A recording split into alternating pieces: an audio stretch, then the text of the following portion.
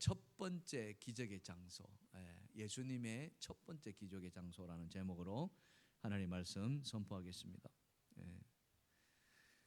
예수님께서 제자들을 데리시고 갈릴리 가나라는 동네에 가셨습니다. 가신 이유는 그곳에 혼인잔치가 있었고 예수님 일행들이 다 초청을 받아서 가신 겁니다.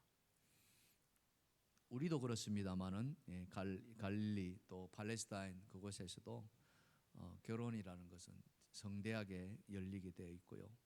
이 또 결혼식은 인생에 있어서 가장 또 보배롭고 또 축복된 날임에 틀림이 없습니다.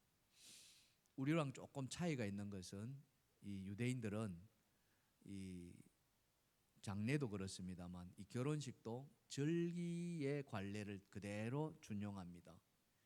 유월절이라든지 또 맥주절이라든지 수장절 이런 절기를 유대인들은 하나님 말씀에 따라서 7일 동안 이렇게 하게 됩니다.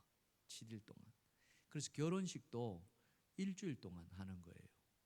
일주일 내내 하객들을 받아서 잔치를 합니다.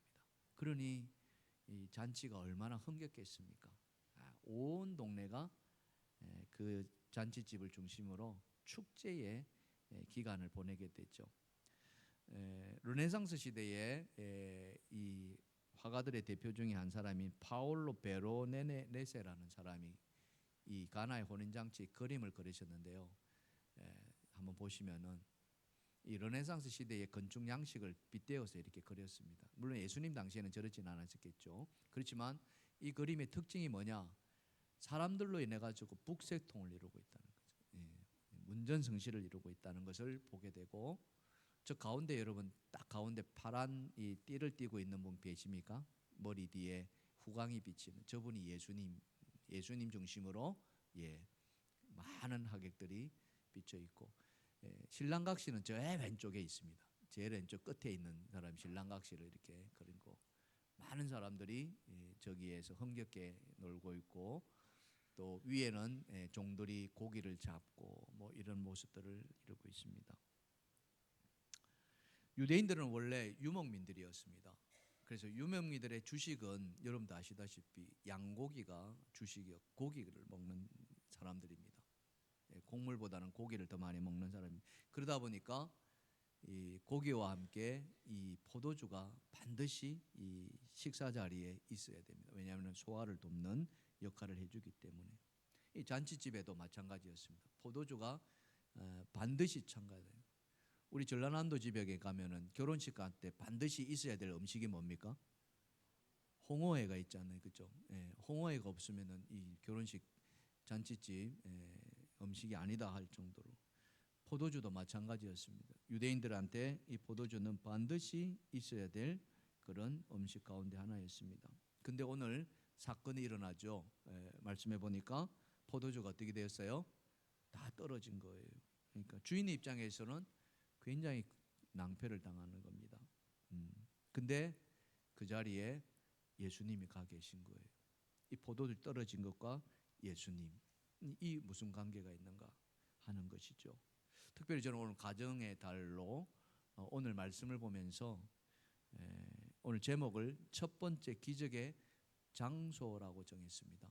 이 장소라는 것은 기적이 일어난 장소가 어디 있느냐, 이제 요걸 중심으로 저와 여러분이 같이 은혜를 좀 나누었으면 좋겠습니다. 오늘 이 말씀이 우리에게 주는 하나님의 교훈은 무엇인가, 어떤 메시지가 담고 있는가 하는 것을 좀 나눠보려고 하는데요. 자, 첫 번째 주제입니다. 다 같이 시작. 첫 번째 기적의 장소, 그곳은 바로 가정이었다 이겁니다. 하나님께서 예수님을 사역의 자리로 이렇게 이끄셨는데 그 사역 가운데 예수님이 참 많은 기적을 행하지 않습니까? 그런데 그 기적의 첫 번째 장소를 혼례가 이루어지는 그 집에서, 가정에서 이루게 하셨다는 이 의미가 뭔가 하는 것입니다. 그것은 다른 것이 아니라 하나님께서 이 가정을 다시 회복시키고 싶어 하시는 그런 뜻이 그 안에 담겨 있다 하는 것이죠. 하나님이 처음 인간인 아담과 하와를 창조하지 않으셨습니까? 그리고는 두 사람을 짝을 지어 주시죠. 그리고는 가정을 만드셨습니다. 그래서 하나님 만드신 최초의 어떤 사회 제도, 이것이 바로 가정이었는데, 하나님이 가정을 만드신 것에서 동시에 복을 주셨다라고 성경은 이야기하고 있어요. 생육과 번성의 복입니다. 창세기 1장 27절과 28절에 보면은 하나님이 자기 형상 곧 하나님의 형상대로 사람을 창조하시되 남자와 여자를 창조하시고, 다 같이 생육하고 번성하여 땅에 충만하라. 땅을 정복하라. 바다의 고기와 공중의 새와 땅에 움직이는 모든 생물을 다스리라. 아멘. 자, 창조하시고 가정을 만드시고 그들에게 복을 주셨는데 뭘 하라고요? 생육하고 번성하는 거예요. 이 저절로 생육과 번성이 이루어진 것이 아니라 하나님이 주신 축복이었다는 것을, 우리는 그것을 기억해야 됩니다. 이 말씀은 결국 세상의 모든 복, 그죠? 참 많지 않습니까? 그 모든 복은 결국 어디로 이렇게 들어와야 되냐? 가정으로 들어와야 한다는 겁니다. 왜냐하면 가정이야말로 이 세상에서 볼 수 있는 천국의 모형이기 때문에 그렇습니다. 그래서 우리가 알아야 할 것은 이 땅에서 받는 모든 복이 가정으로 귀결돼야만이 그게 진짜 복이라는 거예요. 요즘 진짜란 말이 유행하지 않습니까? 진정한 복이 된다는 거예요. 우리가 열심히 땀 흘려서 일합니다. 그래서 소득을 얻죠. 뭐 돈이라고 칩시다. 여러분, 돈이 얼마나 있으면 좋습니까? 돈이 얼마나 있으면 좋겠습니까?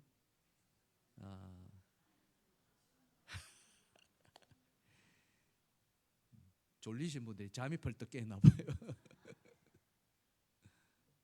근데 여러분, 이 돈이 가정에 행복을 가져다 줘야 됩니다. 아멘. 행복을 가져다 줘야 이 돈이 복덩이가 되는 거예요. 근데 이 돈으로 말미암아 불행한 가정도 있습니다. 가정에 불화가 생기기도, 형제 간에 불화가 생기기도, 부모 자식 간에 불화가 생기기도. 그렇다면 그 돈은 복덩이가 아니라 화근이 되겠지요. 우리의 성공도 마찬가지입니다. 열심히 일해서 출세합니다. 승진합니다. 성공할 수 있습니다. 그런데 그걸로 인해 가지고 우리 가정이 행복해져야 됩니다. 그런데 성공하고 출세했는데 여러분, 가정이 불행한 가정들도 생겨나지 않습니까? 가정이 깨어지는 가정도 있습니다. 그렇다면은 그 성공과 출세는 결코 복이 아닐 것이죠. 명예는 또 어떻습니까? 마찬가지입니다. 다 가정의 행복을 가져다 줘야만이 그 명예도 온전한 복이 될 것입니다. 그래서 옛날부터 우리 집에나 다 이런 액자가 하나씩 걸려져 있었어요. 뭐가 있었습니까? 가화만사성이다. 그죠? 무슨 뜻입니까? 집안이 화목해야 모든 일이 다 이루어진다, 이거 아닙니까? 그죠? 맞습니다. 집안이 화목해야 됩니다. 집안이 행복해야 나도 행복하고 또 바깥에 나가서 일하는 것도 잘 됩니다. 그런데 집안이 화목하지 않습니다. 혹시 여러분 오늘 예배 들어오기 전에 집에서 한바탕 하고 오신 분 계십니까? 그렇다면 이 예배가 절대 행복하지 않을 겁니다. 그렇지 않아요? 근데 그게 아니라 편안한 가운데서 예배 드리다 보면은 이 예배의 은혜가 우리 안에 그대로 들어올 줄 믿습니다. 그게 복인 거예요. 그러니까 결국은 무엇입니까? 가정이 행복해야 한다 하는 것이죠. 하나님은 그 행복을 다시 우리에게 회복시켜 주고 싶으셨던 거예요. 무너졌던 가정, 그렇잖아요. 이 인간에게 죄가 들어옴으로 말미암아 우리가 얼마나 이 가정의 행복이 무너졌습니까? 기쁨이 있어야 될, 그죠? 하나님이 인간을 만드시고 보시고서 뭐라고 감탄하셨습니까? 심히 좋았더라. 아멘. 우리 한번 해볼 거예요. 심히 좋았다. 시작. 그렇게 좋으셨어요. 그게 토부였습니다. 그리고 에덴 동산에서 마음껏 살게 했잖아요. 그리고 생육하고 번성하라. 얼마나 큰 축복입니까? 근데 그 행복을 다 앗아가 버린 거예요. 누가요? 이 죄가 그랬다는 거죠. 이 사탄이 와가지고 죄를 심어 놓음으로 말미암아 우리의 기쁨의 자리에 뭐가 찾아옵니까? 근심이 찾아오기 시작합니다. 그렇죠? 예? 하나님이 찾아왔을 때 아담이 어떻게 했습니까? 주님이 두려워서 숨어버렸잖아요. 그 전에 그런 일이 없었습니다. 그런데 이 죄가 들어옴으로 말미암아 하나님 보기가 두렵다는 거. 이게 마음의 근심 아닙니까? 염려입니다. 그러니 그 안에 기쁨이 있겠습니까? 행복이 있을까요? 있을 리가 없죠. 대신에 미움과 다툼이 생겨나고요. 또 서로 반목하고 갈등합니다. 이런 것들은 하나님이 전혀 그죠? 바라는 바가 아니었어요. 허구한 날 근심 걱정에 쌓여 있는 그 인생을 하나님 보셨을 때 얼마나 안타까웠겠습니까? 그래서 야, 이래서는 안 되겠구나. 이래서는 안 되겠구나. 이 근심에 차여 있는, 이 염려에 빠져 있는 이 사람들을 다시 원래의 모습으로 바꿔줘야겠다. 그죠? 이게 하나님의 뜻이었고 예수 그리스도를 이 땅에 보내신 중요한 목적이셨다는 거죠. 그래서 예수님이 첫 번째 이 기적을 베푼 것, 그건 딴 곳이 아니라 바로 잔치하는 집. 그 잔치하는 집에 이 기쁨이 떠나갈 뻔했는데 그 떠나갈 기쁨을 다시 붙들어 놓으시고 다시 회복시켜 주시는 이 은혜를 베풀어 주셨다는 거죠. 여러분, 혼인잔치 집에 포도주가 떨어진다. 제가 아까도 말씀드렸습니다. 이거는 있을 수 없는 일이거든요. 그래서 떨어지지 않을 만큼 넉넉하게 주인은 마련하게 되어 있습니다. 그게 주인의 마음이고 손님을 맞는 혼주의 마음이겠죠. 그렇지만 포도주가 떨어질 수 있다는 이게 또 우리의 현실이기도 한다는 거예요. 떨어진다. 이 바닥이 난다. 이거죠. 우리의 삶에 바닥이 날 수 있다는 겁니다. 바로 그거죠. 왜 그렇습니까? 아낌없이 그죠? 넘치도록 다 먹어 치워 버렸다는 거예요. 포도주. 어떻게 마셨을까요? 사람들이 어떻게 마셨을까요? 우리가 흔히 하는 말로 어떻게 해요? 부어라 마셔라 이렇게 했지 않겠습니까? 그랬더니 포도주가 다 떨어진 거예요. 우리 인생도 마찬가지입니다. 절제하지 못했을 때 우리 인생도 다 바닥이 납니다. 여러분, 열심히 일하는 것 참 건강한 모습이고 좋은 일입니다. 젊어서 땀을 일하는 것 괜찮습니다. 그런데 일 중독은 생각해 봐야 되지 않겠습니까? 자기의 건강이 해치는다는 것을 잊어버린 채 일 중독에 빠졌다면은 여러분 그 건강은 언젠가는 반드시 바닥에 날 것입니다. 또 물질은 어떻습니까? 하나님이 주신 이 물질 우리가 규모 있게 잘 사용해야 됩니다. 저축할 거는 또 저축하고. 근데 이게 규모 없이 그죠? 기분 좋으면 좋은 대로 펑펑 써버리고 기분 나쁘면 나쁜 대로 또 펑펑 써버리고 어떤 사람들은 부부 싸움하고 나면은 반드시 질러버린다 그러더라고요. 네? 뭘 질러버립니까? 이 테레비 홈쇼핑 보고 그냥 평소에 사고 싶은 거 그냥 질러버린대. 그래가지고 그 지르는 신을 뭐라고 그럽니까? 지름신이다 이렇게. 그러다 보니까 어때요? 하나님이 주신 그 물질 또한 바닥에 날 수 있다는 거죠. 자식은 또 어떻습니까? 눈에 넣어도 아프지 않을 그 자식들이 나중에 크다 보면은 때로는 부모 마음을 속상해할 때가 있습니다. 너무너무 속상해할 때. 그래서 어떨 때는 이 자식이 아니라 뭐다? 어떻게 그걸 잘 아실까? 자식이 아니라 왼수. 아들이 있는 집은 왼수가 2명이나 있어요. 그죠? 큰 왼수, 작은 왼수. 웃으신 분들은 다 왼수인가 봐.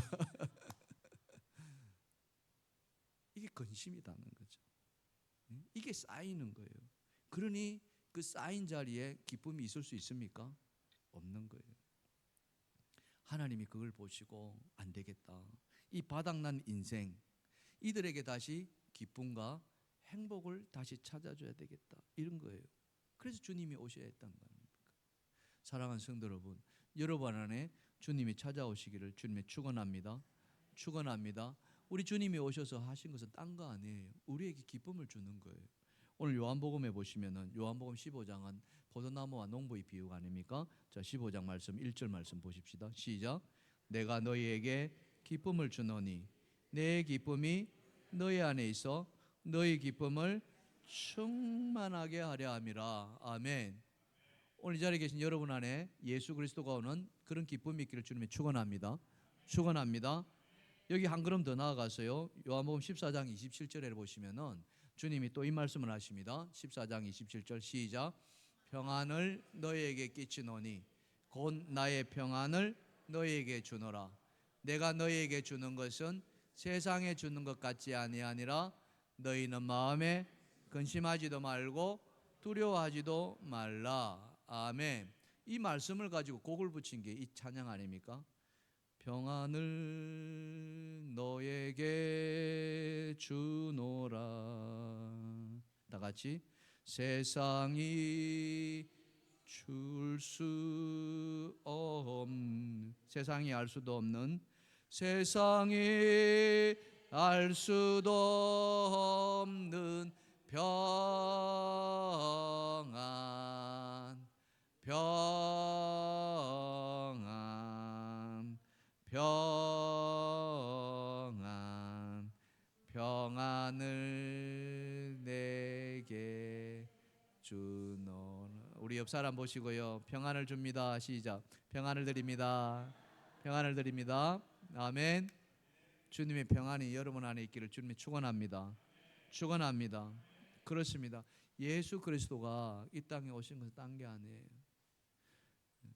여러분 안에 손에 뭐 우리가 원하는 그런 것들이 있으면 좋겠습니다만 주님이 주시는 것은요, 그걸 뛰어넘는 거예요. 여러분이 아무리 가진 것이 많다 하더라도 그게 여러분하고 영원하게 함께하는 건 아니거든요. 그렇지 않아요? 다 소멸될 것들입니다. 다 없어질 것들이에요. 하지만 주님이 주시는 기쁨, 주님이 주시는 평안, 그것은 영원한 기쁨이고 영원한 평안인 줄 믿습니다. 그 주님이 우리 안에 있을 때 우리는 진정한 기쁨이 있고요, 진정한 복을 누릴 수 있다는 거죠.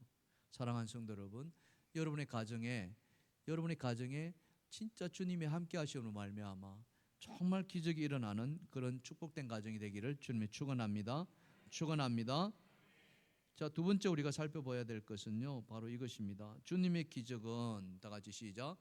예수님의 기적은 처음보다 나중이 더 좋게 되었다. 이겁니다. 처음보다 나중이. 이런 기적이라는 거예요. 자, 우리가 흔히 아무것도 섞이지 않는 물이 있습니다. 그냥 물이라고 하죠. 그 물을 두 자로 딱 줄이면 뭐라고 이야기합니까?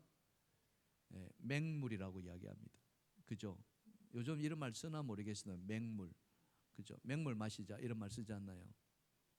근데 이 맹물이 사람에게 쓰이면은 어떤 뜻이냐면요, 하는 짓이 야물지 못하고 싱거운 사람을 맹물이라고 이야기합니다. 저 사람 맹물이야, 맹탕이야 이런 말 쓰잖아요, 그죠?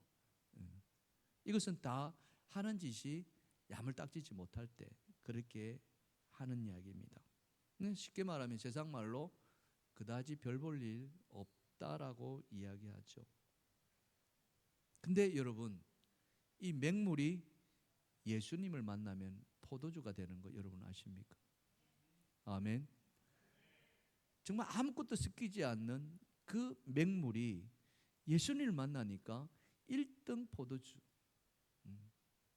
그 포도주가 된다는 거 아닙니까? 지금 예수님이 계신 곳이 가나라는 동네입니다. 이 가나라는 동네의 원래 뜻은 뭐냐면 갈대밭이라는 거예요. 여러분, 갈대밭이 어디 있는 건 아시죠? 이 물가에, 강가에 빈 땅입니다. 소위 말하면 쓸모없는 땅이죠. 근데 이 쓸모없는 이 가나에 예수님이 계시니까 이게 기적이 일어난다는 거예요. 맹물 같은 사람도 예수님을 만나니까 뭐예요? 진국이 됩니다. 여러분 옆에 분 쳐다보시고요, 이 말로는 하지 마세요. 속으로요, 맹물입니다 말해보세요. 그러면 기분 좋아요, 안 좋아요? 안 좋아요. 근데 이번에는 말로 하십시오. 옆에 사람 쳐다보시고요, 진국입니다. 시작. 어떻습니까? 이거 다른다니까요. 우리가 맹물 같을 수 있습니다. 그죠? 우리 인생 뭐 특별히 뛰어난 것도 없어요. 누가 알아주지도 않습니다. 뭐 좀 심하면 별 볼 일 없을 수도 있습니다. 근데 우리 안에 예수님이 찾아오셨어요. 그럼 우리 인생은 맹물 인생이 아니라 무슨 인생? 진국 인생이 돼요. 아멘.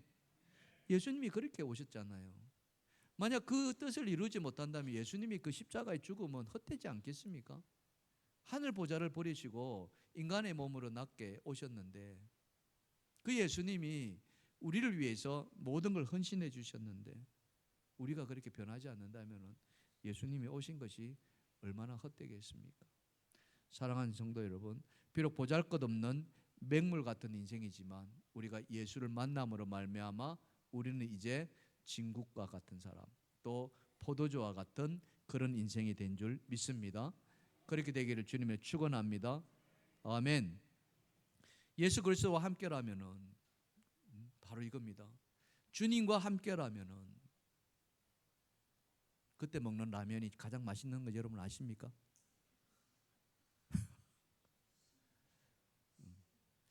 이 말씀을 드렸는데 여전히 반응이 없으신 분들은 주님과 함께라면 내 인생에 어떤 거친 풍랑이 오더라도, 어떤 버려진 쓸모없는 땅에 있더라도 주님이 나와 함께라면 우리는 그 속에서 기쁨을 누리고 행복을 누릴 줄 믿습니다. 그게 진짜 신앙이라는 거예요. 그걸 예수님 만난 축복이라고 이야기합니다. 요업의 친구가 요업이 고난당했을 때 찾아왔습니다. 처음에는 위로했습니다. 그러다가 나중에는 요업과 끊임없는 씨름을 하는 가운데 이 요업의 친구가 말하죠. 뭐라고 이야기합니까? 네 처음은 미약하지만 내 나중은 뭐예요? 창대하리라. 바로 그겁니다. 우리의 처음 인생은 별 볼 일 없습니다. 맹물 같을 수 있습니다. 그러나 예수님을 만난 인생이라면은 그때는 이제는 달라지는 거예요. 창대한 인생이 되어야 될 줄 믿습니다. 예수님의 제자들이 그랬지 않습니까? 여러분, 베드로를 한번 생각해 보세요. 그가 뭐 하던 사람이었어요? 갈릴리 호숫가에서 평생 어부로 살아왔습니다. 제가 뭐 직업을 귀천이 있다라고 말하기는 어렵습니다만 어부로 한다면은 그죠? 힘겨운 삶을 살아가는 사람입니다. 그 무거운 그물을 내렸다 올렸다 내렸다 올렸다. 고기라도 잡히면 다행인데 그게 어부 마음대로 되지도 않잖아요. 근데 그가 예수님을 만났습니다. 그죠? 아니, 더 정확하게는 예수님이 베드로를 찾아오셨죠. 그리고는 말씀하지 않습니까? 뭐라고요? 나를 따라오라. 내가 너를 뭐한다? 사람을 낚는 어부가 되게 하라. 네가 평생 고기를 잡았지만은 이제는 고기가 아니라 천하보다 귀한 한 영혼을 살리는 복음의 일꾼이 되게 해주겠다. 베드로는 이 말이 무슨 말인지 알지도 못했습니다. 그렇죠? 하지만 그 안에 예수님을 따라가지 않으면 안 되는 그런 어떤 감동이 일어났고, 예수님이 따라오는 그 말 앞에 그는 모든 걸 버려두고 예수님을 따라갔죠. 그가 달라졌습니다. 그에게 성령이 임했더니, 오순절날 성령이 임했더니 이 베드로가 완전히 달라지는 사람이 됩니다. 한 분은요, 그가 성전에 예배하러 올라갔습니다. 그 성전 미문으로 올라갔는데 거기에 누가 있었냐면은 40년 동안 앉아서 구걸하던 거지가 있었습니다. 안전뱅이죠. 거지였습니다. 지나가는 성전에 들어가는 예배하는 사람들한테 다 손을 벌려서 나를 좀 도와달라고 이렇게 구걸을 했던 그 사람입니다. 이 베드로를 보면서 이 사람이 똑같이 구걸했습니다. 베드로에게 도와달라.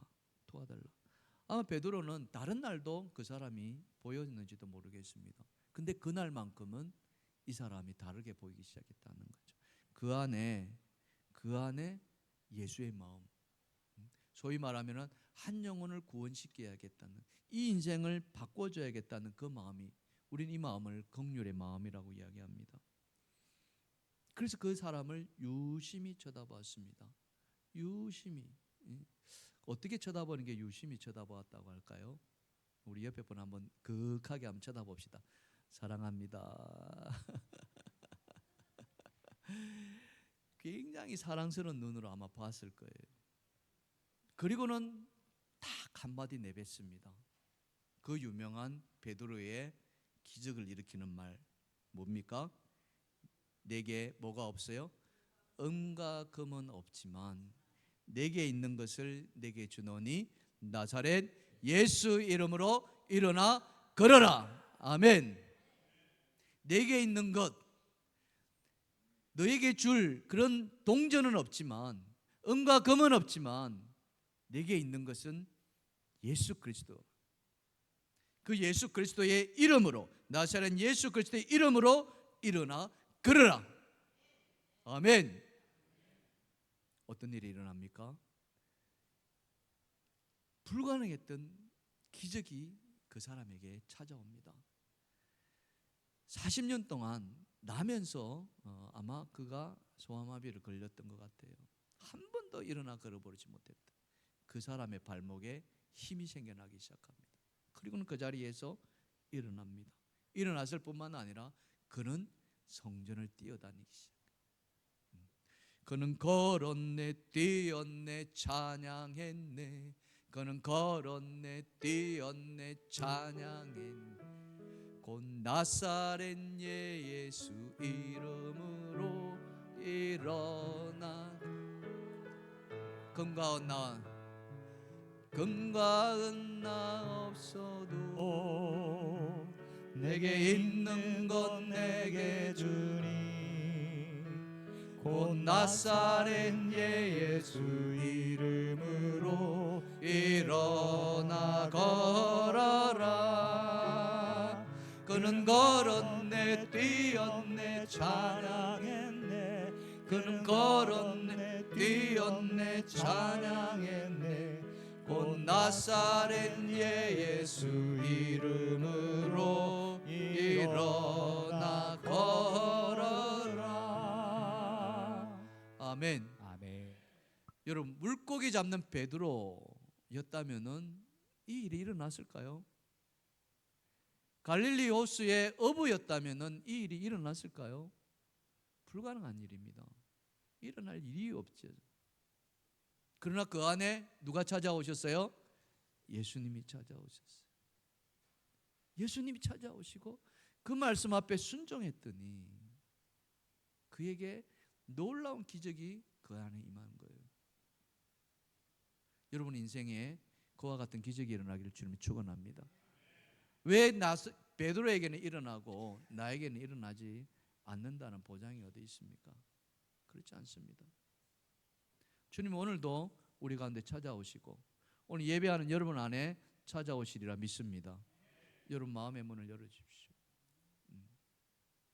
정력으로 구하지 마시고, 정력으로 구하는 기도는 주님께서 응답하지 않으신다고 했습니다. 그러나 하나님의 뜻대로 구하는 기도, 하나님의 뜻 안에서 구하는 기도, 성령 안에서 구하는 기도는 주님께서 반드시 이루어 주실 줄 믿습니다. 그럴 때 처음보다 나중이 더 좋아지는 거예요. 맹물이 포도주가 되는 기적이 일어나는 겁니다. 사랑하는 성도 여러분, 우리 믿는 사람들은요 처음보다 나중이 더 좋아야 될 줄 믿습니다. 우리 인생도 예전보다 지금이 더 좋아야 될 줄 믿습니다. 지금보다 나중이 더 창대해야 될 줄 믿습니다. 왜 그렇습니까? 주님이 함께 하시기 때문에. 주님은 처음보다 나중을 더 좋게 만들어 주시는 분이시기 때문에. 맹물을 가지고 포도주를, 그것도 1등 1급 포도주를 만들어내셨잖아요. 근데 여러분 아무나 이렇게 되는 게 아니라는 거 우리는 또 알아야 됩니다. 여기에는 반드시 우리의 또 다른 조건이 하나 붙어 있습니다. 그걸 우리 여러분에게 지금 말씀드리고자 하니까 잘 들으시기 바랍니다. 첫 번째, 우리 안에 우리의 삶에 정말 기적과 같은 역사가 일어나려면요, 제일 중요한 것은요, 예수님을 만나야 됩니다. 예수님을 만나십시오.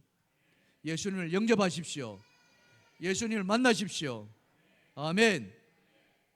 가나안 혼인잔치에 여러분 포도주 얼마든지 떨어질 수 있습니다. 근데 그곳에 예수님이 계시지 않았다면 어떤 기적도 일어나지 않습니다. 오늘 우리 삶에 바닥이 날 수 있습니다. 사실 저도 여러분한테 대단히 죄송스럽습니다만 어제 저녁에 갑자기 장염이 찾아와가지고 다 쏟아냈습니다. 오늘 새벽 제단 기도해야 하는데 힘이 하나도, 오늘 새벽 기도 나오신 분들 오늘 목사님 왜 저렇게 힘이 없었을까 이렇게 아마 생각하셨는지, 지금도 사실 좀 힘든 건 마찬가지. 바닥이 날 수 있습니다. 바닥이 날 수 있습니다. 우리 인생 건강에서도 또 물질에서도 가족에서도 바닥이 날 수 있습니다. 그러나 예수님을 만난다면, 예수님을 만난다면 다시 기적이 일어날 줄 믿습니다. 할렐루야.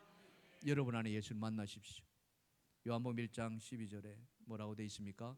영접하는 자 곧 그 이름을 믿는 자들에게 하나님의 자녀가 되는 권세를 주셨으니. 아멘. 할렐루야. 하나님의 자녀가 되는 권세, 하나님의 권능이 여러분에게 임하리라 믿습니다. 예수님을 만나시기를 주님을 축원합니다. 축원합니다. 두 번째는요, 우리 인생이 완전히 바닥이 드러나야 된다.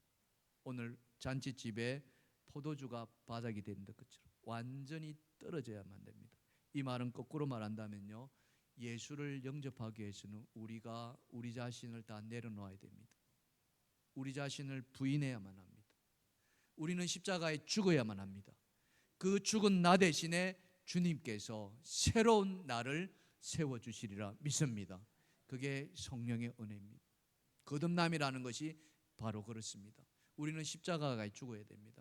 그래서 죽은 나는 내가 사는 것이 아니라 이제부터는 누가 살아요? 예수가 살아가는. 여러분 갈라디아서 2장에 뭐라고 되어 있습니까? 갈라디아서 2장 20절 우리가 잘 아는 말씀. 내가 그리스도와 함께, 시작. 내가 그리스도와 함께 십자가에 못 박혔나니 그런즉 이제 내가 사는 것이 아니요 오직 내 안에 주님께서 예수께서 사시는 것이라. 이제 내가 육체 가운데 사는 것은 나를 사랑하사 나를 위하여 자기 자신을 버리신 하나님의 아들을 믿는 믿음 안에서 사는 것이라. 아멘. 내가 죽어야 됩니다. 여러분 죽으십시오. 죽으십시오. 십자가에 죽으십시오. 그리고 십자가의 은혜로 다시 살아나십시오. 그리고 주님이 여러분을 살아내시는 거예요. 그럴 때 우리 인생은 기적과 같은 인생이 될 것입니다. 이전 것은 지나갔으니 보라 새 것이 되었노라. 여러분 인생이 새 것이 되기를 주님이 축원합니다. 그러나 여전히 나를 붙들고 있다면, 여전히 내 자아를 붙들고 있다면, 그 자아에서 벗어나지 못한다면 여러분의 인생에는 여전히 기적은 찾아오지 않을 수 있습니다. 내 안에 예수 그리스도가 살아있을 때만이 가나의 혼인잔치에 그 물이 포도주가 되는 것처럼 내 인생에도 바닥난 인생이 새롭게 되는 그런 은혜가 있을 줄 믿습니다. 마지막 세 번째로요, 순종해야 합니다. 순종의 길을 기록합니다. 여러분 오늘 이 말씀을 자세히 집에 가서 다시 한번 읽어보시면요, 주님의 어머니가 말씀하시잖아요. 마리아가 종들에게 말합니다. 그 집 종들에게 무슨 말을 하든지 그대로 들으라. 그 주님이 뭐라고 했습니까? 항아리에 물을 채우라. 근데 여러분 그 항아리에 뭐가 지금 떨어졌어요? 포도주가 떨어졌어요. 그럼 포도주 항아리에 물을 채우라 해야 될 게 맞는 말이잖아요. 그죠? 근데 예수님이 항아리에 채우라는 그 항아리는 무슨 항아리예요? 결례를 하는 항아리, 결례의식, 손 닦는 항아리입니다. 팔레스타인 지방에 손님들이 오잖아요. 주인이 옵니다. 그럼 종들이 물을 떠다 놓고 다 손발을 닦아주는. 옛날 이조시대 때도 그랬잖아요. 종들이 다 주인 아침에 일어나면은 세수한 물 다 떠다 주는 거 똑같은.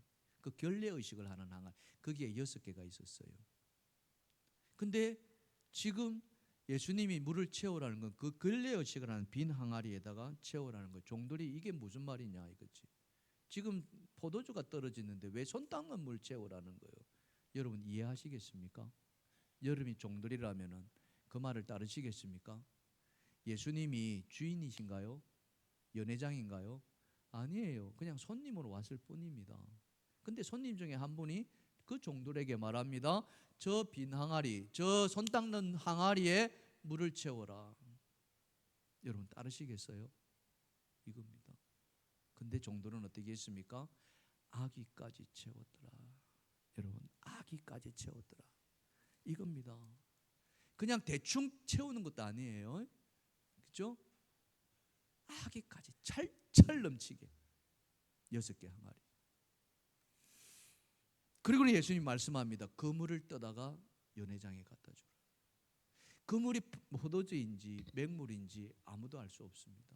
그냥 종들은 알겠죠. 아, 우물에서 길어다가 물을 맹물이구나. 근데 연회장에 갖다 주는 거예요. 이걸 순종하시겠냐 이거죠. 내가 종이었다면은 그 손님 중에 한 분의 말을 순종하겠느냐 하는 거죠. 근데 종들은 순종했다는 사실. 그렇습니다. 사무엘 선지자가 사울을 향하게 뭐라고 했습니까? 아말렉 왕을 다 죽이라고 했는데, 아말렉 사람 다 죽이라 했는데, 심지어 가축까지도 죽이라 했는데 다 죽이지 않았죠. 살찐 짐승들 살려왔습니다. 그리고는 사울이 사무엘에게 말합니다. 사무엘이 묻죠. 저 짐승의 소리는 무슨 소리냐? 그러니까 백성들이 하나님께 제사 지내려고 좋은 것 잡아왔습니다. 사무엘이 뭐라 했나요? 잘했도다. 정말 네 마음이 착하구나. 이랬나요? 그러지 않았습니다. 뭐라 했습니까? 순종이 제사보다 낫고 듣는 것이 순양의 기름보다 낫다. 하나님이 네가 말하고자 하는 그 제사 안 받으신다는 거예요. 순종이 제사보다 낫다. 오늘 이 기적의 현장에 종들이 자기의 지식이나 자기의 경험이나 자기의 상식으로는 도무지 이해할 수 없는 그 말 앞에 종들은 단 한마디도 거역하지 않고 100% 순종했습니다. 그랬더니 기적이 일어난 거예요. 사랑하는 성도 여러분, 코로나 뒤에 우리가 교육관 건축을 했습니다. 주변의 사람들은 인건비도 올라갔고 자재값도 올라갔고 힘겨울 때 왜 건축하느냐고 말리기도 했습니다. 사실 주의 종의 입장에서는 더 큰 부담입니다. 굉장히 큰 부담이죠. 제가 여기에 부임한 지도 얼마 되지도 않았고 아직 제대로 정착도 되지 않은 상태에서 엄청난 건축을 감당해야 된다는 거예요. 근데 하나님이 하게 하셨습니다. 하나님이 계획하셨고 하나님이 이끄셨고 우리는 순종했을 뿐입니다. 아멘. 그리고 이루셨습니다. 오늘 입당 감사 예배 드립니다. 우리가 한 것이 아니라 순종하니까 하나님께서 이루셨습니다. 우리가 111 내기도 한 구역씩 하루에 1시간씩 나와서 함께 기도하자. 많은 성도님들이 참여해 주셨습니다. 할렐루야. 순종하셨습니다. 감사드리죠. 여러분들의 그 순종을 보시고 하나님께서 이 건축을 해 주신 줄 믿습니다. 순종이 기적을 낳습니다. 여러분의 인생도 그 순종이 있을 때 기적이 일어날 줄 믿습니다. 여러분 이 비전센터 입당 감사 예배 우리가 하나님 앞에 올려드려야 되지 않겠습니까? 누가 올려드려야 되겠습니까? 누가 올려드려야 되겠어요? 우리가 해야 됩니다. 오늘 이 자리에 계신 여러분이 하셔야 됩니다. 오늘 2시에 예배 드립니다. 근데 여러분들이 집에 다 가버리시면은 누가 감사 예배 드릴까요? 사랑하는 성도 여러분, 오늘만큼이라도 여러분 식사하시고 조금 더 교회에 머물러 주시면 안 될까요? 이 주의 종이 간절히 부탁드리겠습니다. 외부에서 손님들이 오실 수도 있습니다. 그분들이 입당 감사 예배 드리는데 교인들이 아무도 없어요. 텅텅 비었어요. 얼마나 속상해하실까. 아니, 주님이 찾아오십니다. 하나님이 찾아오세요. 내가 너희들한테 이 건물을 주었는데 여러분들 보고 싶어 하실 거예요. 사랑하는 성도 여러분, 오늘 입당 감사 예배에 여러분의 삶을 다시 한번 올려드리기를 주님이 축원합니다. 하나님이 그 순종을 보시고 여러분의 인생을 처음보다 더 나은 인생으로 기적을 베풀어 주실 줄 믿습니다.